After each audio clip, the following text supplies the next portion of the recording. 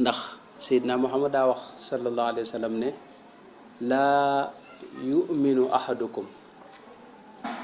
am na xadis boo xam ne sax da ko ca giñ xadis bi daa ñëw ci ay nett yu bare bari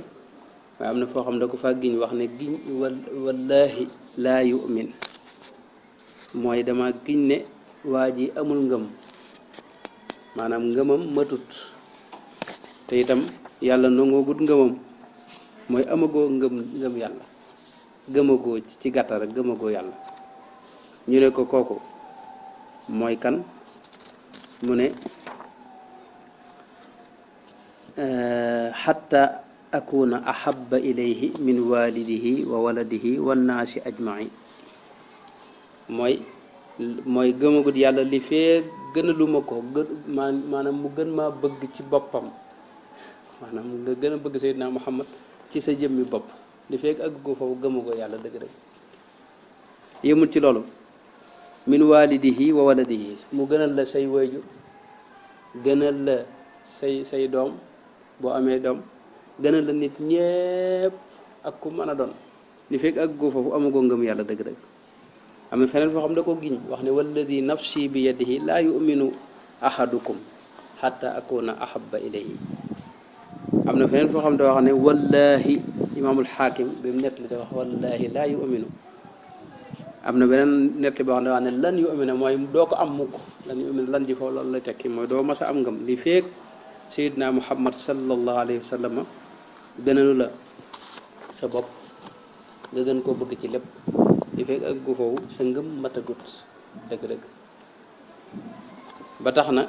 gëm yàlla day mbir moo xam ni mbirum ruux la ndax ci bëgg Seydina Muhammad sallallahu alayhi wa sallam ci la ngëm di mate ba tax na yenn borom xam sax dañuy wax ne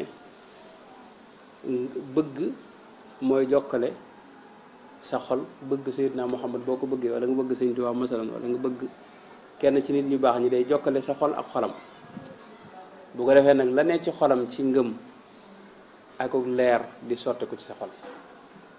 ba tax na boo seetloo fi ne ab taalibe ba Sëñ Tuubaa wax melay taalibe da wax ne ba ci jëkk mooy lan asidqu fi mahabbati cheikh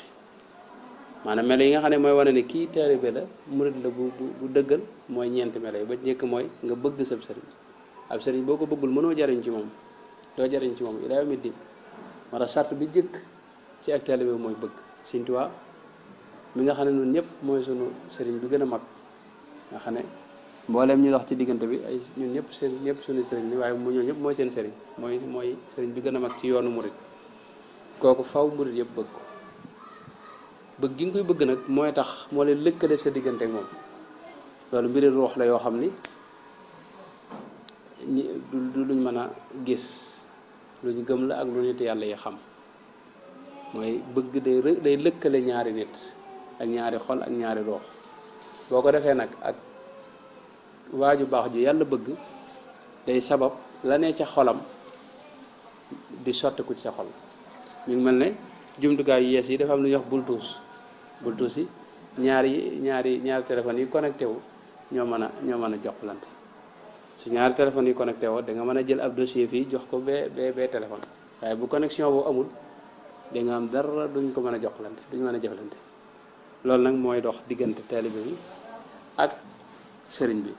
mooy doxee diggante jullit bi ak Seydina Muhammad mi yàlla yónnoon bëgg dëgg bu amul maanaam nga sa ngëm du mat su bëgg wéree dëgg nag yàlla dogal loolu mooy yéen am ngeen connexion seen diggante dana tax la ne ca xolum Seydina Muhammad di rogalaat yenn ti leer di sotti ko sa xol bu dee ci nit ku baax kii nga topp itam noonu kon bëgg mooy li gën a mat a wut dëgg-dëgg mat a gëstu mat a seet li koy sabab ngir góorgóorlu ca